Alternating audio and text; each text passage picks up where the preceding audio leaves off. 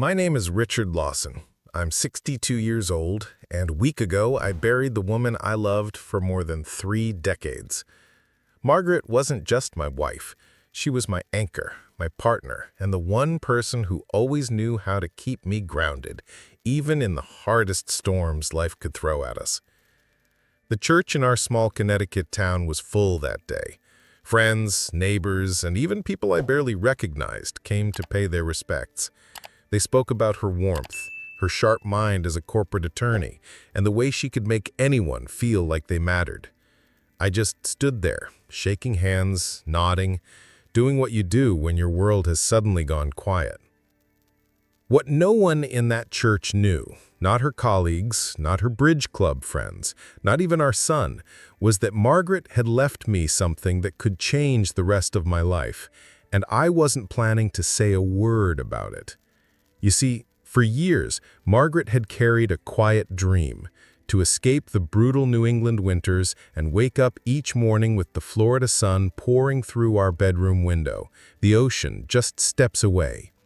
We'd talked about it in private, during long walks, or while sipping coffee on snowy mornings, imagining ourselves as snowbirds, splitting the year between the North and the South. Years back, when her legal career was at its peak and my work as a senior architect had given us more than a comfortable life, we made that dream real. Without telling a soul, we bought a home in Naples, Florida, a 2-story, white stucco beachfront property with wide glass doors that opened straight onto the sand. It was Margaret's sanctuary, and over time, mine too. We'd spend a few weeks there each winter, always making it look like just a short getaway. No one ever suspected it was ours. We liked it that way. Now, standing in that reception line after the funeral, I could feel the weight of that secret pressing against my chest. I could almost hear Margaret's voice in my ear. "Don't say a word yet, Richard. Timing is everything." And I knew she was right. The weeks after a funeral can turn family into strangers and strangers into opportunists. Margaret understood that better than anyone, which is why she'd made certain arrangements, ones that would soon reveal exactly how well she knew the people closest to her. Back at the house in Connecticut, the silence was heavier than I'd imagined. Every corner held her touch, the floral curtains she insisted on in the kitchen, the bookshelf lined with both legal journals and travel guides, the framed photos from our trips to Naples. I wandered from room to room, feeling her absence like a shadow I couldn't shake. But beneath the grief, there was also a strange sense of calm. I knew where I was headed next, and it wasn't going to be here. That night, I sat at the kitchen table with a glass of bourbon, the will in front of me. I'd read it 3 times already, but I still traced my finger over the paragraph that named me sole owner of the Naples property. It wasn't just a house, it was our shared dream, protected in a trust, beyond the reach of anyone who might try to claim it. And I had a strong suspicion that someone would. In fact, I didn't have to wait long to find out who. It was a gray Tuesday morning, the kind where the clouds hang low over the rooftops and the air smells faintly of rain.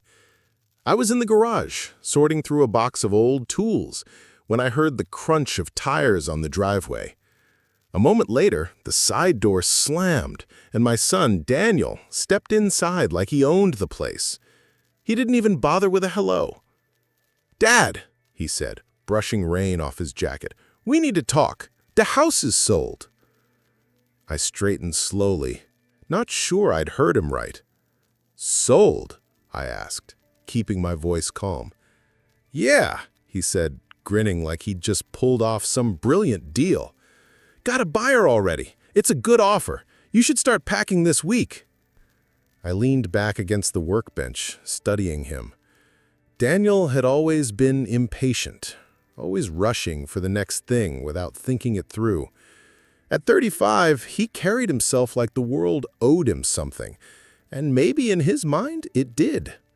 He had grown up in this house, in comfort, never wondering where the mortgage payment would come from or how the bills got paid. That was his mother's and my burden, not his. I kept my face neutral. "And what makes you think you can sell the house?" "It's mine now," he said, with a shrug that made my stomach tighten. "Mom's will made that pretty clear. Look, Dad, I know you'll need some time, but it's better to just get this done. I've already got plans for the place I'm moving into, so—" He let the words hang there, as if he was doing me a favor. In that moment, I could feel Margaret's plan unfolding exactly as she intended. Daniel thought he was holding all the cards. He thought the house in Connecticut was the crown jewel of the inheritance.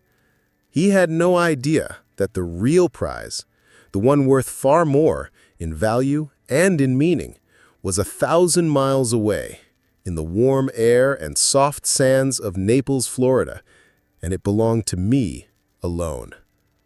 I nodded slowly, as though I was digesting his news. "All right," I said, keeping my tone even, "if that's what you want." He smiled, clearly misinterpreting my calm for surrender. As he left, I caught my reflection in the garage window. My face was steady, unreadable, the kind of face Margaret used to tease me about when I was deep in thought. But behind it, I was already making plans. If only he knew the best part of the inheritance was already out of his reach. The first time Margaret and I set foot in Naples, Florida, it was February. Back home in Connecticut, the snow was piled up past the mailbox and the wind cut straight through your coat. But in Naples, the air was warm and carried the faint salt of the Gulf. The sun was high, the sky an unbroken stretch of blue, and the beaches, they didn't just shimmer, they glowed. We'd gone down for a week's vacation, a spur-of-the-moment decision after one particularly brutal snowstorm. Margaret had insisted we try someplace with real sunshine, not the pale winter light you get up north. On our first evening, we strolled down Fifth Avenue South, past boutique shops and little cafes, the palm trees lit with twinkling lights. She stopped in front of a real estate window, gazing at photos of white stucco homes with sprawling porches and ocean views. "This," she said, tapping the glass with her finger, "is where I want to grow old with you." I laughed at the time, thinking it was just vacation talk. But over the years, that sentence stuck with me. Margaret wasn't the type to speak idly about her dreams. She built them piece by piece, like one of my architectural designs, until they were real. And in her prime as a corporate attorney, handling high-stakes mergers and acquisitions, she'd built quite a foundation. My own career as a senior architect had been steady and rewarding, and together we'd saved and invested well. A few years later, on another trip to Naples, we saw it. The house. White stucco, 2 stories, a broad deck overlooking the sand, and wide glass doors that opened straight to the beach. You could hear the waves from anywhere inside. Margaret stood on the porch, the sea breeze tugging at her hair, and I saw that look in her eyes, the one that meant she'd already made up her mind. Within weeks, the papers were signed. We paid in full, no mortgage, no debt, just a quiet, outright purchase that only the 2 of us knew about. Margaret didn't want anyone else to know, not even Daniel. She said, "Let's keep this ours, a place no one can take from us, no matter what happens." We spent a few weeks there each winter, always under the guise of a vacation. We'd leave the Connecticut house exactly as it was, the neighbors none the wiser. Sometimes we'd walk the beach at sunrise, just us, the sand cool beneath our feet, talking about how we'd one day make this our full-time home. She called it our escape hatch, a door to another life waiting for us when we were ready. And now, with her gone, I realized it was more than just an escape hatch. It was a lifeline, one she left me deliberately, knowing how quickly the people around you can change when money and property are involved. Back in the present, I closed my eyes and could almost smell the Gulf air. Soon, I told myself. Very soon. 2 days after Daniel's little announcement, I found myself in the office of our longtime attorney, Charles Benton. Charles was one of those rare lawyers who valued quiet efficiency over theatrics. He'd handled Margaret's legal matters for more than 20 years, and if there was anyone who knew exactly how she planned things, it was him. He ushered me into his office, a corner room lined with heavy oak bookshelves, and closed the door. "I figured I'd be seeing you soon, Richard," he said, settling behind his desk. "How are you holding up?" I gave the polite answer, managing, and then slid the folder across the desk. Inside were all the documents related to the Naples property. The deed, the trust papers, the insurance policies, everything. Margaret had kept them in pristine order, sealed in a fireproof box, as if she knew I'd need to pull them out one day without hesitation. Charles skimmed through the paperwork with a practiced eye, then looked up at me. "Everything here is ironclad. The house is in a living trust under your name alone, Richard. Daniel has no claim to it. Not now, not ever. Margaret made sure of that." I let out a slow breath I hadn't realized I was holding. "Good," I said. "I want to keep it that way. I'll be moving down there permanently in the next few weeks." He nodded, understanding more than I'd said. "I'll handle all the notifications, utilities, tax adjustments, everything. You leave with a clean slate." As we wrapped up, Charles paused, his expression softening. "Margaret knew exactly what she was doing. She wanted you to have a place where you could live the way you both planned, without interference. Consider it her last win in a lifetime full of them." Walking out of his office, I felt the faintest lift in my chest, the first hint of freedom since the funeral. Outside, the wind was sharp and cold, cutting through my coat. I imagined the air in Naples instead, warm, heavy with the smell of salt, a place where I could breathe again. Meanwhile, Daniel was no doubt still strutting around making plans for the Connecticut house as if it were the greatest prize in the world. He had no idea the best part of his mother's estate was already 1,000 miles away, waiting for me. If only he knew where I'd be when the snow fell next winter. By the weekend, Daniel was already acting like the Connecticut house was his personal kingdom. He started showing up more often, usually without warning, moving through the rooms like an inspector checking over a recent purchase. I'd find him in the study, flipping through my books, or in the garage, measuring shelves as if he were planning renovations.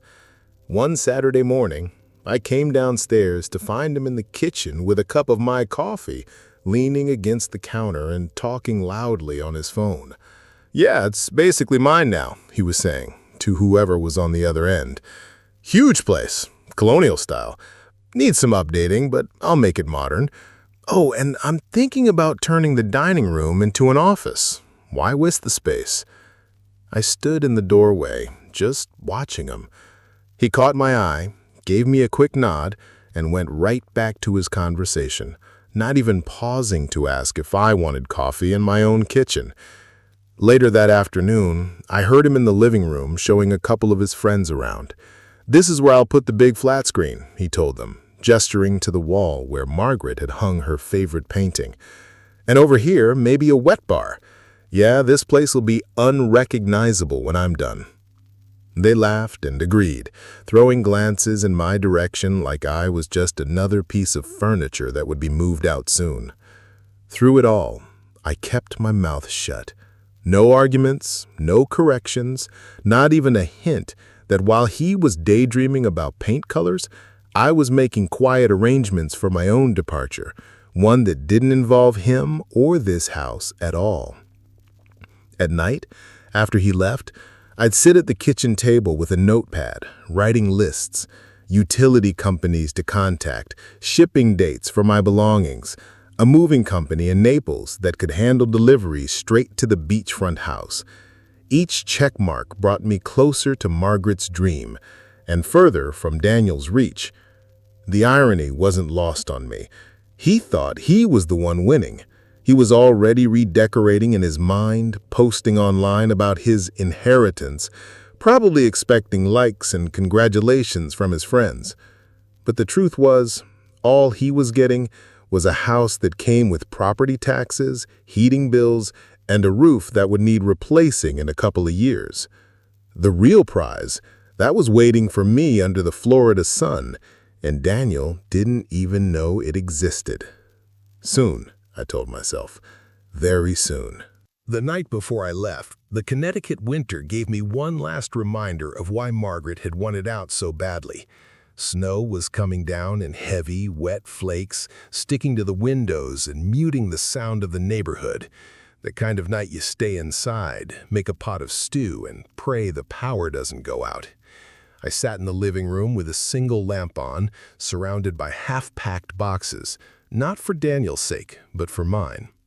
I'd kept my plans tight. Only a handful of people knew I was leaving, and none of them were connected to Daniel.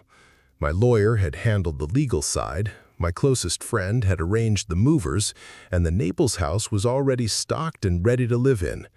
Most of my clothes, personal documents, and Margaret's keepsakes had been shipped days earlier under the guise of storage. Every step I took that evening was deliberate. I walked through the kitchen, running my fingers along the countertop where Margaret used to set fresh loaves of bread to cool. I paused in the study, where the leather chair still held the faint scent of her perfume. I didn't linger too long in any one place. This wasn't a goodbye I wanted to drag out. By midnight, my suitcase was zipped and sitting by the door. My truck was loaded with just enough to get me through until the moving van arrived in Naples. The rest of my things, the ones worth keeping, were already on their way south. I thought about leaving a note for Daniel, but decided against it. Why spoil the surprise? Let him think I was still here, waiting to be pushed out of his house. Let him walk in tomorrow with that same smug grin, expecting to find me packing up the last of my belongings. The snow was still falling when I stepped outside, the air sharp against my face. I climbed into the truck, turned the key, and let the engine warm while I took one last look at the house. Margaret's house, the place we'd built our lives together. But the future, the real future, was waiting for me 1,000 miles south, where the mornings were warm and the waves whispered against the shore. As I pulled out of the driveway, the only thought in my mind was this: by the time Daniel realized I was gone, I'd already be home. The first thing I noticed when I stepped out of the truck in Naples was the air. Warm, heavy with the scent of salt, it wrapped around me like a welcome I'd been awaiting years to hear. The sun was bright, the sky a clean sweep of blue, and somewhere beyond the dunes, I could hear the steady hush of the Gulf rolling onto the sand. The house looked exactly as it had the last time Margaret and I stayed here. White stucco gleaming in the sun, wide glass doors catching the light, and the wraparound porch where she loved to sit in the evenings, a glass of wine in her hand. I unlocked the front door and stepped inside, the coolness of the tiled floor a sharp contrast to the warmth outside. Margaret's touches were everywhere. The seashell arrangement on the coffee table, the framed photo of the two of us walking barefoot along the beach at sunset, the linen curtains she had insisted on because they let the breeze in just right. Standing there, it almost felt like she'd just stepped out for a moment and would be back any second, smiling that knowing smile of hers. I carried my bag into the master bedroom and slid the glass door open. The sound of the waves filled the room instantly, and I stood there for a long time, just listening. This wasn't just a house, it was a promise fulfilled. Margaret had left it for me exactly as she wanted, untouched, untouchable, and far away from anyone who might try to take it. In the kitchen, I found the coffee maker, unpacked a single mug, and poured myself a cup from the fresh pot I'd started when I arrived. I took it out to the porch and sat facing the water, the sun warm on my skin. Somewhere up north, Daniel was probably walking through the Connecticut house, feeling like the king of his new castle. He had no idea that the real prize was here, 1,000 miles away, and it was mine alone. I didn't feel the need to call him, to gloat or to rub it in. This wasn't about revenge, it was about peace. About keeping something Margaret and I had built together safe from greed, entitlement, and carelessness. Still, I knew the moment he found out about Naples, his reaction would be explosive.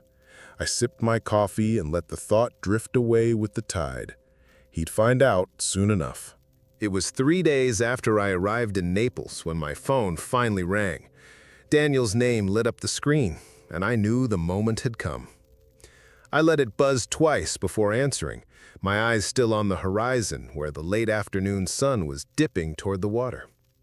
"Dad," he snapped, skipping any greeting. "Did you move? I went by the house this morning and—" "Yes," I said, my tone calm. "I left." There was a pause on the line, and his voice rose. "Left? To where? And don't tell me you're in some motel because I just found out about some Florida property in Mom's name. Is that true?" I leaned back in my chair on the porch, the breeze carrying the scent of the ocean right through the open door. "It's true," I said evenly. "Your mother and I bought this house years ago. She left it to me, in her will, in a trust. You got the Connecticut house, exactly as she wanted." He was silent for a beat, and I could picture his face. The calculation, the frustration, the dawning realization that the thing he thought was the prize was just the consolation. "That place in Naples is worth 3 times more than—" "Daniel," I interrupted, my voice firm but not unkind. "Your mother wanted you to have a home. She wanted me to have this one, and I intend to honor her wishes." There was nothing but static on the line for a moment, and then he muttered something I couldn't quite catch before hanging up. I set the phone on the table beside me and turned my attention back to the water. The sky was painted in streaks of gold and pink, the kind of sunset Margaret loved to watch with her arm linked through mine. I could almost feel her there beside me, quiet, content. This wasn't about winning or losing. It was about keeping her dream alive, a dream we'd built together, far from the cold, far from the noise, and far from the reach of anyone who might try to take it. As the last sliver of sun sank into the gulf, I took a slow sip of coffee and let the silence settle around me. My bags were unpacked. My home was here now, and for the first time in a long time, I felt completely at peace.